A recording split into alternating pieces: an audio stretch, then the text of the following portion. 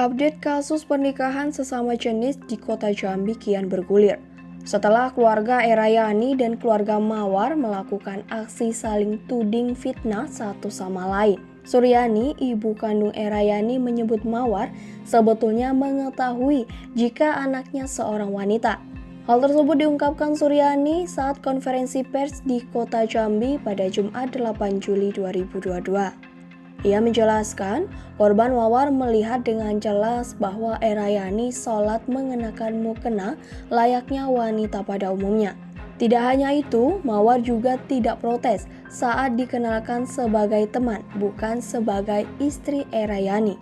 Ia juga membantah bahwa anaknya melakukan penyekapan kepada korban selama berada di Lahat, Sumatera Selatan. Suryani datang ke Jambi bersama adik kandung Erayani yang bernama Tia. Kata Suryani, setelah viralnya kasus ini, ia sempat datang ke rumah korban di Jambi, kemudian mempertanyakan proses pernikahan sirih yang dilakukan. Menurutnya, keluarga korban seharusnya tidak menuruti pernikahan Erayani dan Mawar tanpa adanya identitas pasti. Ya, kenapa masih dinikahkan kalau sudah jelas identitasnya belum ada?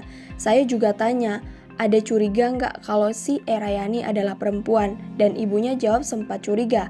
Nah, tetapi masih dinikahkan, katanya. Ia juga menyalahkan keluarga korban yang menikahkan keduanya tanpa adanya komunikasi padanya dan keluarganya. Suryani juga membantah bahwa ibu angkat Erayani dan anaknya ikut meyakinkan Mawar bahwa Erayani merupakan laki-laki. Suryani membantah keterangan korban yang mengaku disekap oleh Erayani selama berada di Lahat, Sumatera Selatan.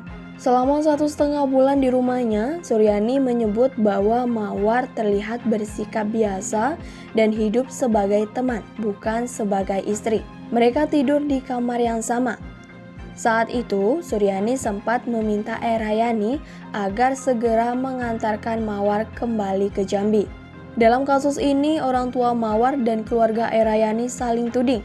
Keduanya mengaku sebagai korban fitnah. Sebelumnya, ibu Mawar berinisial S membantah keterangan ibu Erayani yang menyebut jika korban Mawar dikenalkan sebagai teman, bukan sebagai istri atau menantunya. Ia menjelaskan mereka melakukan penipuan ini secara teratur. Katanya, tante, adik, dan ibu angkatnya terlibat dalam kejadian ini.